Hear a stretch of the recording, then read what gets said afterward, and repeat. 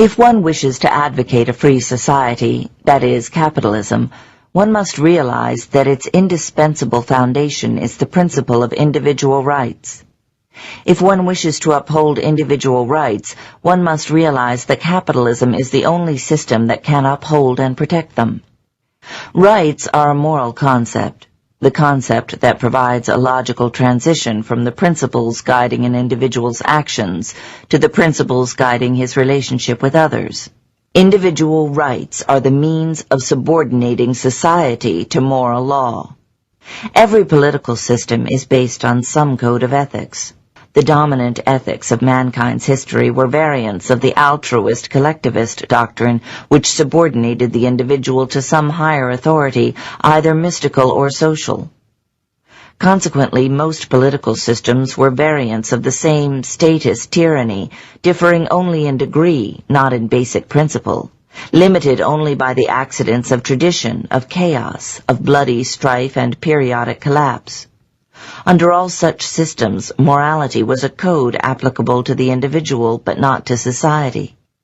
Society was placed outside the moral law as its embodiment or source or exclusive interpreter.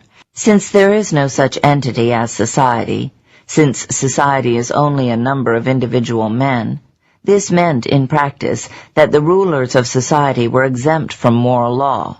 Subject only to traditional rituals, they held total power and exacted blind obedience, on the implicit principle of, the good is that which is good for society, or for the tribe, the race, the nation, and the ruler's edicts are its voice on earth. This was true of all statist systems, under all variants of the altruist collectivist ethics, mystical or social. As witness, the theocracy of Egypt, with the pharaoh as an embodied god, the unlimited majority rule or democracy of Athens, the welfare state run by the emperors of Rome, the Inquisition of the late Middle Ages, the gas chambers of Nazi Germany, the slaughterhouse of the Soviet Union. All these political systems were expressions of the altruist collectivist ethics, and their common characteristic is the fact that society stood above the moral law as an omnipotent, sovereign whim worshipper. The most profoundly revolutionary achievement of the United States of America was the subordination of society to moral law. The principle of man's individual rights represented the extension of morality into the social system, as a limitation on the power of the state, as man's protection against the brute force of the collective, as the subordination of might to right. All previous systems had regarded man as a sacrificial means to the ends of others, and society as an end in itself. The United States regarded man as an end in himself, and society as a means to the peaceful, orderly, voluntary coexistence of individuals. All previous systems had held that man's life belongs to society, that society can dispose of him in any way it pleases, and that any freedom he enjoys is his only by favor, by the permission of society, which may be revoked at any time. The United States held that man's life is his by right, which means by moral principle and by his nature, that a right is the property of an individual, that society as such has no rights, and that the only moral purpose of a government is the protection of individual rights. A right is a moral principle defining and sanctioning a man's freedom of action in a social context. There is only one fundamental right. All the others are its consequences or corollaries. A man's right to his own life. Life is a process of self-sustaining and self-generated action. The right to life means the right to engage in self-sustaining and self-generated action, which means the freedom to take all the actions required by the nature of a rational being for the support, the furtherance, the fulfillment, and the enjoyment of his own life. Such is the meaning of the right to life, liberty, and the pursuit of happiness. The concept of a right pertains only to action, specifically to freedom of action. It means freedom from physical compulsion, coercion, or interference by other men. Thus, for every individual, a right is the moral sanction of a positive, of his freedom to act on his own judgment, for his own goals by his own voluntary, uncoerced choice. As to his neighbors, his rights impose no obligations on them except of a negative kind, to abstain from violating his rights. The right to life is the source of all rights, and the right to property is their only implementation. Without property rights, no other rights are possible.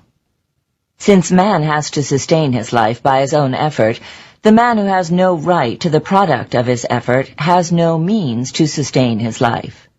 The man who produces while others dispose of his product is a slave. Bear in mind that the right to property is a right to action like all the others. It is not the right to an object, but to the action and the consequences of producing or earning that object. It is not a guarantee that a man will earn any property, but only a guarantee that he will own it if he earns it. It is the right to gain, to keep, to use, and to dispose of material values. To violate man's rights means to compel him to act against his own judgment, or to expropriate his values. Basically, there is only one way to do it, by the use of physical force. There are two potential violators of man's rights, the criminals and the government. The great achievement of the United States was to draw a distinction between these two by forbidding to the second the legalized version of the activities of the first. The Declaration of Independence laid down the principle that, to secure these rights, governments are instituted among men. This provided the only valid justification of a government and defined its only proper purpose, to protect man's rights by protecting him from physical violence. Thus, the government's function was changed from the role of ruler to the role of servant. The government was set to protect man from criminals, and the Constitution was written to protect man from the government.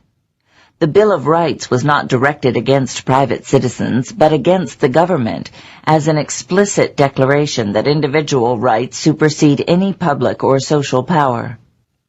America's inner contradiction was the altruist collectivist ethics. Altruism is incompatible with freedom, with capitalism, and with individual rights. One cannot combine the pursuit of happiness with the moral status of a sacrificial animal. It was the concept of individual rights that had given birth to a free society. It was with the destruction of individual rights that the destruction of freedom had to begin. A collectivist tyranny dare not enslave a country by an outright confiscation of its values, material or moral. It has to be done by a process of internal corruption. Just as in the material realm the plundering of a country's wealth is accomplished by inflating the currency, so today one may witness the process of inflation being applied to the realm of rights.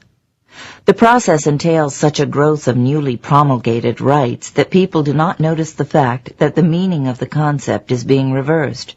Just as bad money drives out good money, so these printing press rights negate authentic rights. Potentially, a government is the most dangerous threat to man's rights. It holds a legal monopoly on the use of physical force against legally disarmed victims. When unlimited and unrestricted by individual rights, a government is men's deadliest enemy. The term individual rights is a redundancy. There is no other kind of rights, and no one else to possess them. Those who advocate laissez-faire capitalism are the only advocates of man's rights.